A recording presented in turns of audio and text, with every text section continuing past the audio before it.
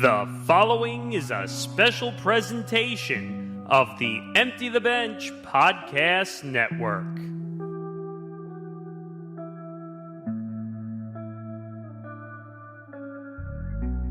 Welcome to Tough Enough, a recap and breakdown show from the MMA Outsiders, following every episode of The Ultimate Fighter Season 32. Team Grasso versus Team Shevchenko, presented by Playback. And now, here are your hosts, Tom Albano and Zain Bando.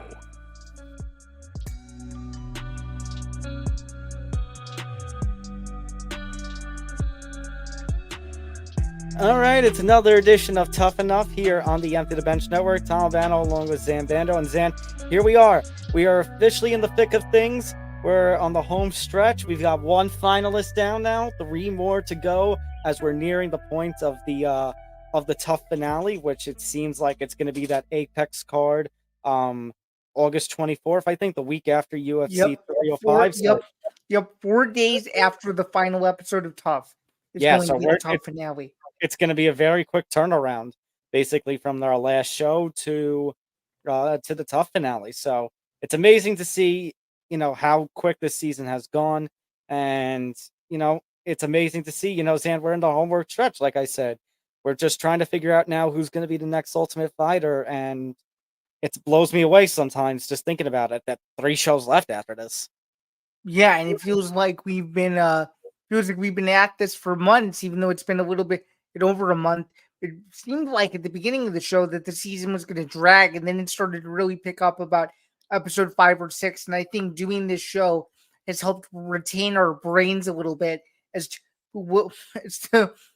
what exactly happened this season. Because I can guarantee you, if I didn't do this show with you, I would probably only know bits and pieces about what happened this season, given the way we do the show and the formats and the way we do it, doing it in the way that we do it, where it's a quick kind of post wrap up show, really does help us retain that information. That's good for people, as we say every week, that maybe use this as a crutch, that maybe are still behind on some of the episodes and are still catching up, and to know that we're one of the few people covering the Ultimate Fighter every week is good to see. Speaking of coverage of the Ultimate Fighter, speaking of coverage of the MMA Outsiders, speaking of Bando's breakdowns and so much more, be sure to like, follow, and subscribe to the Empty the Bench Podcast Network. You can do that at youtube.com/ETB Network, as we are continuously making wonderful strides with so much more diversity of content, aren't we, Tom?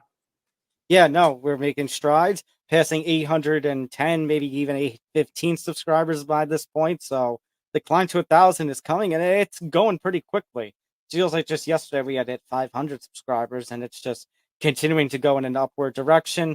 Obviously, this is a live stream that's being broadcast not just to the YouTube channel of the ETB Network, but the Facebook and X accounts, as well as the Bando's Breakdown account, because it's unfortunate that Elon is Elon, and all of a sudden the rug got pulled out from under us, so we can't broadcast to our MMA Outsiders accounts anymore. But you still can follow us at MMA Outsiders, ETB, Facebook, X, Instagram, and TikTok. Yes, it's no longer the network exclusively that's on TikTok. The shows are starting to get on, if not having already had them. So we are next on that list. We have a TikTok where we're posting all our clips and such.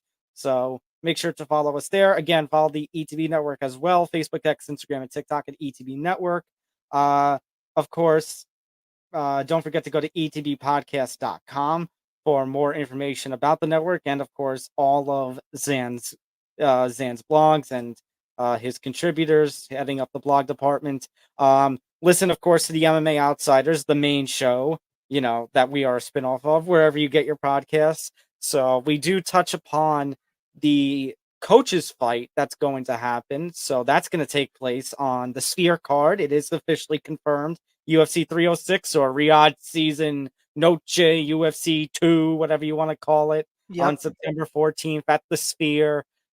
We go over that, so make sure to tune into the most recent episode of MMA Outsiders that dropped today, episode 93, wherever you get your podcast, or on YouTube. And of course, I would be remiss if I did not mention how the this show, Tough Enough, the Ultimate Fighter Team Grasso versus Team Shevchenko finale, the MMA Outsiders, and everything here at the ETB Network is presented by Playback. Watching sports is more fun with others, but we spend too much of our time watching alone. Playback is a virtual space where communities can stream live sports together, with everyone perfectly synced up. Creators can hop on stage, deliver their own play-by-play analysis and commentary, and invite viewers up for Q&A. Playback makes watching sports fully interactive and a social experience. From playing fantasy sports, repping your favorite players and teams, and watching with the commentators and communities you care about. Win or lose, sports are best enjoyed together. Join our community by going to playback.tv/ETB Network to find out more, including our live stream schedule. Shout out to everyone who tuned in to Pat and I doing the first edition of Fight Study. Obviously, we talked about that last week, so we had that on Thursday. That was fun to do. We had myself and Nick Morgeson doing the Team USA opening Olympic game on Sunday morning. And Nick Morgeson and I are going to be on the call, if you want to call it, tomorrow at 3 p.m. Eastern for Team USA's second matchup as they rematch with South Sudan. As will I. I'll be there too. Yeah, you'll be there as well. So Yep. it should be fun. Yeah, and it's good to see. Like we teased about the expanded partnership with Playback, and it's starting to deliver in strides already. So shout out to everybody over at Playback. But let's get right into the episode, Zain. Not a lot to talk about with the background of this episode. Just going over little bits and pieces. We obviously have a recap. We have our semifinal matchups. Our first one is Omran Shaban taking on Ryan Loder. And you saw at the beginning the game plan that they were starting to work with. And Omran was basically expressing this desire to grab a submission of Ryan Loder. It should be noted that Shaban got to the semifinals because he was taking on Magomedov in the opening round, and that was the insane comeback that he looked absolutely finished. He looked like he was going to be submitted in the second round and then pulled off one of the more unbelievable comebacks. You know, we had a couple of unbelievable comebacks in this season, and he was one of them. Oh, for sure. And I mean, now we're getting to the point of the show where we're seeing the best fighters in the house fight the best, and these were obviously two of the guys left in the one fight where I sort of said a week ago that this fight was a coin flip, and this is one that we actually disagreed on in terms of predictions. But it was interesting to see how competent both of these guys were going into the fight, considering how dominant their preliminary and quarterfinal fights were, if you will. And even though there wasn't a ton of hype or backstory between these two, I do think from a production standpoint, they did a great job, because they probably assumed, oh, if you watch the show, you can kind of connect the dots and see that this fight was brewing, and to see that this was coming to reality, and to see that they were taking this very seriously, especially Team Shevchenko was very, very telling. What did you think? Yeah, no, absolutely. And, you know, they always seem to, you know, paint a nice picture as to who the guys are to watch out for. We kind of talked about that at a couple of different points, you know, whether it be with Robert Valentin, whether it be with Cooper Jr., and Shaban has been one of those guys because, you know, you had Omran at the beginning. If you remember, Omran was supposed to fight his opening round matchup on episode 2. Then you had the cold sore, so that delayed it a little bit. And Omran has been like one of those guys who's been a constant presence on the show, as has Valentin. I would say Ryan Loder has as well. The last couple of weeks, yeah, absolutely. The last few weeks he has been. Mm-hmm. So yeah, they definitely have done a good job with that. And before we get into the other side of things, since we're talking about the cast, and you know, we don't really talk too much about, you know, there were a couple of other notable things about the show. The Giannis hosting a dinner for everybody, cooking a traditional Greek meal, the meat that he cooked, plus Omran praying, and he and Loder kind of bonding and just talking about, you know, you even saw with Loder and his family call, which I'll get into in a second, just how we talk about all these cultures that are clashing, how this is billed as the most international season of TUF. And, you know, I know Dana White is not on everybody's good side considering what happened with UFC 304 this past weekend. But I do think that he was right last week when he talks about how great of a cast this is in terms of not just talent, but in terms of likability of this cast, in terms of how everybody seems to get along and is very willing to break bread together. I mean, Edwin Cooper, who a few weeks ago we kind of crapped on a little bit, he's turned around. He hasn't had a controversy since. Like, this is a group of guys who, like I said, are very likable. And, this is a cast that, maybe ratings wise, it's not going to do as well considering you don't have a Conor McGregor figure around. But this tough season's in, I think has been more enjoyable for me to watch than last season's was by a mile. I would say so too. And to add to something that you didn't bring up, but I happily will, the level of competition and the level of, I guess you could say, evenness between both teams, either going back and forth or briefly having a 2-fight lead and briefly tying things up again. You like back and forth competition, and when you have two coaches that know each other so well, that are mirror images of one another in their respective weight division, and who are fighting for a third time, it's almost like it's a perfect mix. That if you're a purist MMA fan and you're someone that likes consistency and just things to be right, this is one of those seasons where I guess you could say everything went quote unquote right in terms of just uniformity, professionalism, etc., etc. That's what it's very much a cut from the same cloth, bare bones kind of vibe versus other seasons where you had bad blood rivalry and non-politically correct answers were the norm. This season was clearly not that, and then some. Which I think for someone like me who's watched The Ultimate Fighter for years, this was definitely a nice change. It was, and well, also, and I should have brought this up before, but it's kind of funny that the TUF 32 coaches fight is going to happen before the TUF 31 coaches fight. It's pretty well. If you would have told me that a year ago, I think I would have started laughing at you. I would have been like, what? Yeah, I would have been very confused. Yeah, no, I would have as well. And I mean, it just goes to show you how much of I'm sorry, last season was just, I know Connor was there, but it was trash. No, 100%. Okay, going on, Javon. Again, the family call that he had, because every winning fighter was allowed a call back home. His was focused more on his brother and the relationship that they've had, him getting into fighting and all. So, like I said, not too much to go into in terms of background. It's definitely a cool aspect to see someone that you've obviously known your whole life and know you as someone to say, hey, fighting is something that that you've always wanted to do. To hear that from somebody is probably pretty promising, and I think motivated him to do the best that he possibly could. Which obviously it would have been way worse if he, for whatever reason, didn't answer. But to see that not only his call, but also Loader's call with his extended family was fantastic. The fact that everybody was there, and not just that everybody was there, but he was like breaking down everything. He was talking about what it's like on the show, the experience, not being there without the use of electronics, his fight with Tommy, and his upcoming fight with Homer. I loved also that his dad was giving him advice. I think he did talk about, family bonds during his initial fighter background, but the fact that the dad actually watched film on Omron. He actually watched film on these guys and his potential opponents. Yeah, that's pretty dedicated, if I do say so myself. That is one helpful dad. That is one guy that Ryan Loader is very fortunate, and he has a big family. He really does, and good for him. Like you love to see that. The more support, the better, especially from a guy who has a very inspiring upbringing and story that I guess. Yeah, let's not get back into that teacher that told him he would amount to nothing. I'm still angry about that. And we're obviously going to get to it later, but apparently it seems like he's still proving everybody wrong, which is good to see. So yeah, for sure.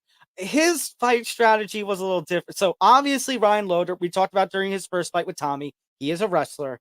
He dominated Tommy on the ground, got him to the ground very quickly, dominated from there. Valentina had expressed concern that Loader may, if with the way that he went about the fight with Tommy, he wouldn't be able to do that with Omron that he would gas out. So Valentina basically put him through hell in his training camp and made sure that if he was going to have a 15-minute fight, he's going to have be used to a 15-minute fight and be as less gassed, as not as gassed as possible, even if it meant 15 full minutes of a grapple fest without gassing out. Right, and not only that, she even said, "You literally have to do this, and you can't rest. You can only rest during the fight." And he took that seriously. Yeah, So he did.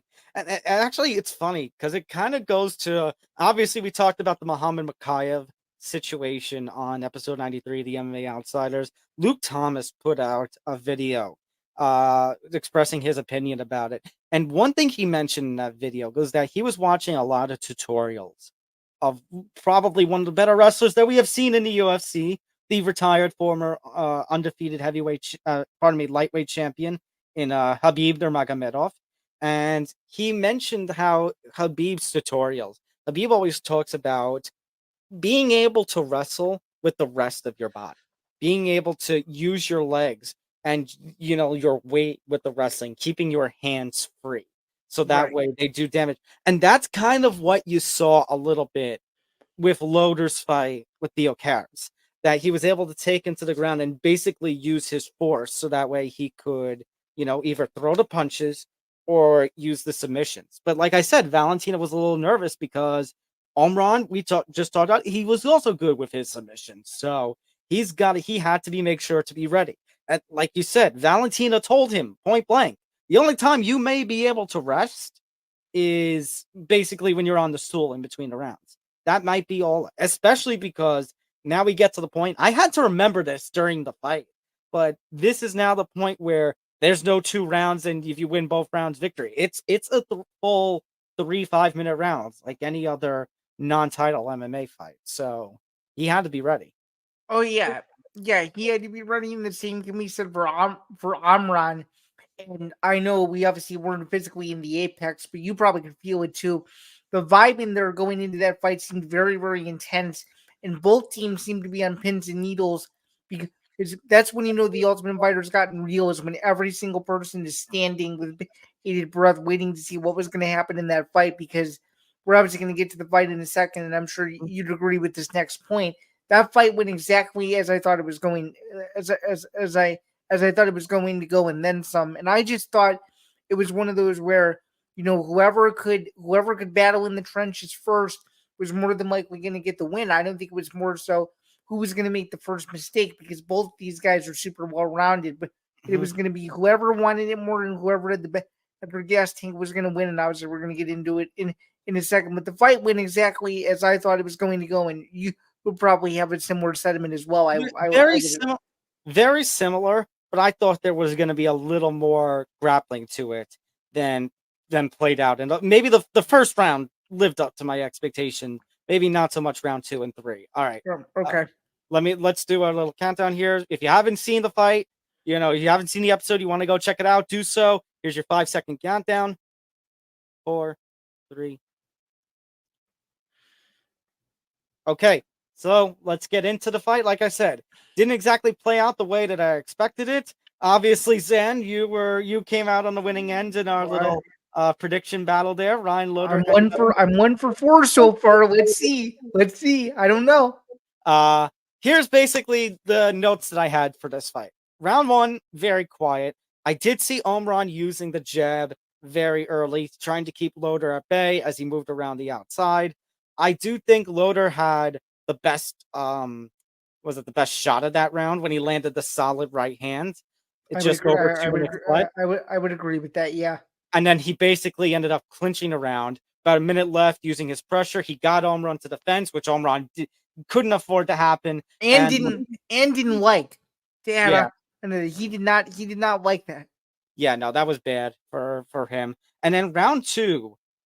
And round 2 was basically all Loder. You had Loder pressuring Omron for the beginning. He lands another takedown right away. He clinches Omron against the fence. Now, Omron's landing inside, but the best strikes from the clinch was on the break, how he lands a solid combination right before the 2 break off. Omron did still manage to land well from distance, but Loader then got the takedown halfway through the round. Omron was quickly back up. Loader took him back down, back up. And it's like when Omron got back to his feet, Loader was still basically had a hold of him. Omron kind of realized he was down 2-0 and tried to pressure from the get-go right away in the third round. He had a little bit of a scare at the end where maybe if he had more time, he could have troubled Loader, but it was like 5 seconds left. There wasn't much Omron could really do. So ultimately, my score was 29-28 Loader, giving Omron round 3. Yeah, I concur. I concur with that scorecard, and I think it could have only gone one of two ways, either 29-28 for the Loader or 30-27 for the Loader if you wanted to be a little bit more generous on the Loader side there. But yeah, I mean, it was one of those fights where Loader did what he needed to do, and simply put, Shaban didn't let his hands go when he probably should have earlier in the fight, and he fell into the same traps. And I think that's something that in his previous fights he was able to avoid. And when he fought a guy that was sort of a mirror image of him, if you will, he struggled, and that's something that he's going to have to work on if he ends up fighting in the finale, or if he ends up making his UFC debut. Is he's going to have to clean up the little kinks, because he can't start late. Because if you start late, more than likely you're going to lose, and you can't fight someone who's a pure wrestler on the back foot like that. And that was the biggest issue that Shaban had, was simply put, he wasn't able to keep pace with Loader in the way that he probably assumed he would, and that's what cost him the fight. And Zain, I mean, if you want a prime example of somebody starting too late, I mean, we're just coming off a weekend where basically Leon Edwards didn't turn things up until round 5 when he was basically on the verge of losing. Yeah, 100%. So that's basically the lesson to be learned from this week in MMA is, don't wait too long to get things started. Obviously it's important to conserve your energy. Yeah, don't wait too long to get things started, number 1, and number 2, don't take rounds off. No. There's a danger to it. There is a danger to that strategy. It's a very bold strategy, Cotton, and for Omron, it did not play out well. So Ryan Loade is your first finalist. He will be one half of the middleweight equation. We will see in 2 weeks' time what the other half of that middleweight equation is going to be, because next week we're going to find out our first featherweight finalist. You're going to have Con Offley on the Grasso side taking on Rody Rowitz from the Team Shevchenko side, and this should be a fun fight. My favorite fight at the semifinals, as I alluded to a week ago. Yeah, this is a good one.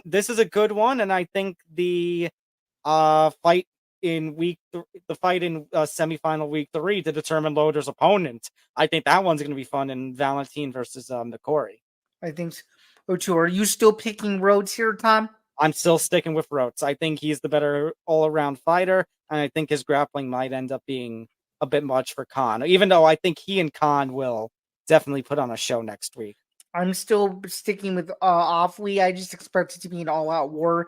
But regardless of who wins, I do expect both of these guys to end up in the UFC. What about you? Yeah, they definitely have to. Khan has to after his war.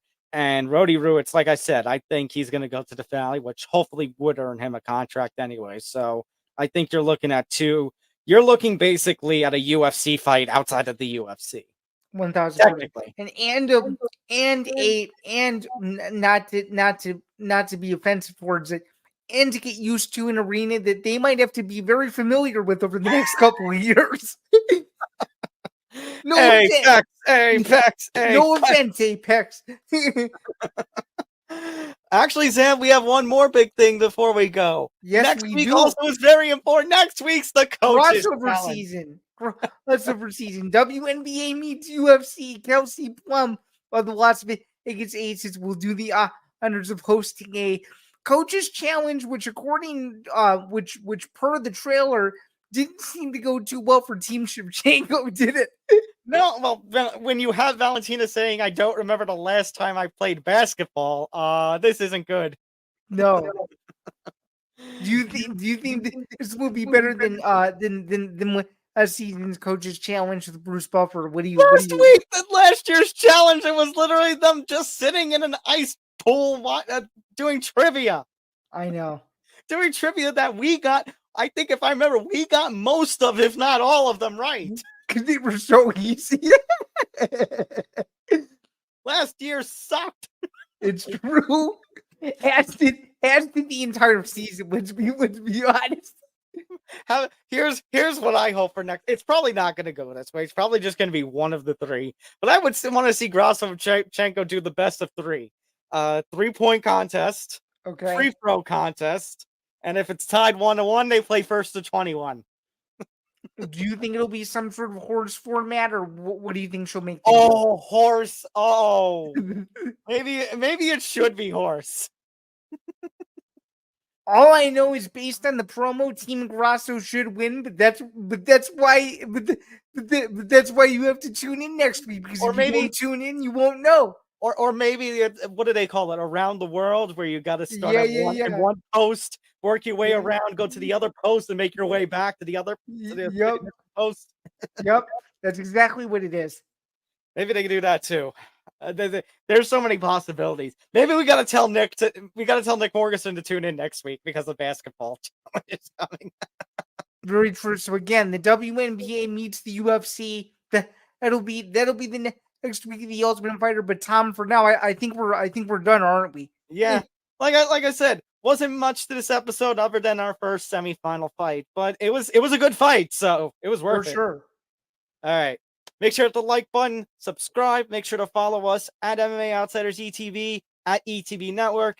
Make sure to give a subscription to the YouTube channel, youtube.com/ETB Network. Takes 5 seconds, less than that. Go do it. Please go do it. Listen to the MMA Outsiders, the main show of ours, wherever you get your podcasts. Go to etbpodcast.com for more information about the network. And of course, shout out to our friends over at Playback. Like we said, we have expanded the partnership. We're doing the Olympic stuff right now. We'll have another fight study, hopefully right before UFC 305. So stay tuned for that. And this one, for those of you who are missing me, I will definitely make it. This one I can promise. For sure. All right. For Zain, I'm Tom. We'll see you next week for another edition of Tough Enough. Take care, everybody. Take care. Have a good week and enjoy the fights.